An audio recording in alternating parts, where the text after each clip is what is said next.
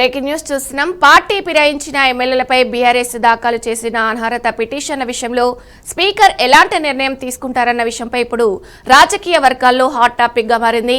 అన్ని పిటిషన్లను కొట్టివేస్తారా, విచారణకు హాజరు కాని దానం నాగేందర్ సభ్యత్వాన్ని రద్దు చేస్తారా, సుప్రీంకోర్టు ఇచ్చిన గడువులోపే స్పీకర్ తుది నిర్ణయం ప్రకటిస్తారా, లేక మరింత సమయం తీసుకుంటారా అనే ప్రశ్నలు రాజకీయ వర్గాల్లో తీవ్ర చర్చకు దారితీస్తున్నాయి. గత నెల అనర్హత పిటిషన్పై విచారణ చేపట్టిన సుప్రీంకోర్టు నెల రోజుల్లోగా నిర్ణయం తీసుకోవాలని స్పీకర్ను ఆదేశించింది. ఇక ఆ గడువు డిసెంబర్ 18తో ముగియనుండడంతో ఆలోపు స్పీకర్ ఎలాంటి నిర్ణయం ప్రకటిస్తారన్న ఉత్కంఠ రాజకీయ వర్గాల్లో నెలకొంది. ఇక పార్టీ మారిన 10 మంది ఎమ్మెల్యేలపై అనర్హత వేటు వేయాలని బీఆర్ఎస్ ఇచ్చిన పిటిషన్లపై స్పీకర్ విచారణ కొనసాగిస్తున్నారు. ఇప్పటి వరకు ఇరుపక్షాల వాదనలు స్వయంగా విన్నారు. అయితే సుప్రీంకోర్టులో విధించిన గడువులోపు స్పీకర్ తన నిర్ణయాన్ని ప్రకటిస్తారు లేదోననే టెన్షన్ లో బీఆర్ఎస్ నేతలు ఉన్నారు. సుప్రీం ఇచ్చిన గడుపులోపు గతంలో స్పీకర్ తన నిర్ణయాన్ని ప్రకటించకపోవడంతో కోర్టు ధిక్కరణ కేసును వేశారు. ఇక దీంతో గత నెల 18న విచారణ చేపట్టిన కోర్టు నెల రోజుల్లో నిర్ణయాన్ని ప్రకటించాలని సూచించింది. అయితే గడువులోపు స్పీకర్ తన నిర్ణయాన్ని ప్రకటిస్తారా, ఒకవేళ తీర్పును ప్రకటించకపోతే ఏం చేయాలి, మళ్లీ సుప్రీంకోర్టుకు వెళ్లాలా అనే టెన్షన్ లో బీఆర్ఎస్ పార్టీ ఉన్నట్లు సమాచారం. ఇక ఇదే అంశంపై పూర్తి సమాచారం మా ప్రతినిధి రామకృష్ణ అందిస్తారు. రామకృష్ణ, చెప్పండి, అసలు ఏంటి బీఆర్ఎస్ పార్టీలో ఏం జరుగుతుంది? విజయ, ఏదైతే గత నెలలో సుప్రీంకోర్టుకి సంబంధించి 1 మంత్ గడువు కావాలని కోరారు, దానికి సంబంధించి ఈ నెల 18వ తారీఖు ఆ గడువు కూడా ముగిస్తుంది. ఇప్పటికే దాదాపుగా 10 మంది బీఆర్ఎస్ పార్టీలో గెలిచి కాంగ్రెస్ పార్టీలో జాయిన్ అవడం జరిగింది.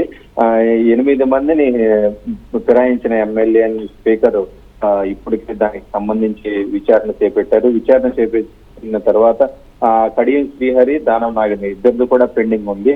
ఇద్దరిది పెండింగ్ ఉన్న నేపథ్యంలో కడియం శ్రీహరి తన వాదనలు వినిపించేందుకు మరికొంత సమయం కావాలని స్పీకర్ ను అప్పీల్ చేయగా ఆయన అందుకు అంగీకరించారు. అదే విషయం కార్యాలయం సుప్రీం కోర్టుకి వివరించింది.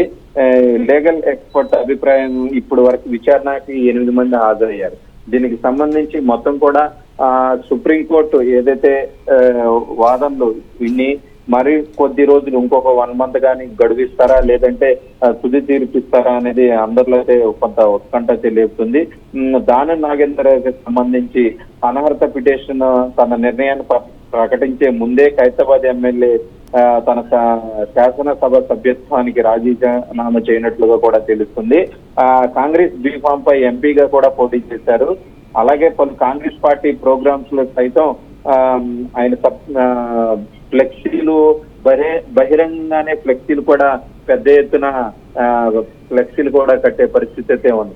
దీని అంతటా చూస్తుంటే ఏదైతే స్పీకర్ నిర్ణయానికి ముందే దానం నాగేందర్ కూడా సభ్యత్వానికి రాజీనామా చేసే అవకాశం ఉంది. ఎమ్మెల్యే పదవి కూడా ఒకవేళ అనర్హత పిటిషన్ డైరెక్ట్ గా సుప్రీంకోర్టు కానీ ఎవరైతే స్పీకర్ ఉన్నారు, స్పీకర్ కానీ వీళ్ళిద్దరు కూడా అనర్హత పిటిషన్ వేస్తే మళ్ళా 6 సంవత్సరాల వరకు పోటీ చేసే అవకాశం ఉండదు. కాబట్టి తను ఈ నిర్ణయం తీసుకునే ముందే దానా నాగేంద్రే నిర్ణయం తీసుకునేటట్టు కూడా తెలుస్తుంది.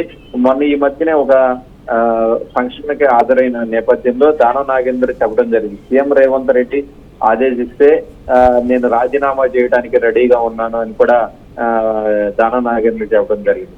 మొత్తానికి 10 మందికి సంబంధించి అయితే బీఆర్ఎస్ ఏదైతే పిటిషన్ దాఖలు చేయడం జరిగిందో దానికి సంబంధించి ఈ నెల 19వ తారీఖు సుప్రీంకోర్టులో బెంచ్ మీదకి రానుంది.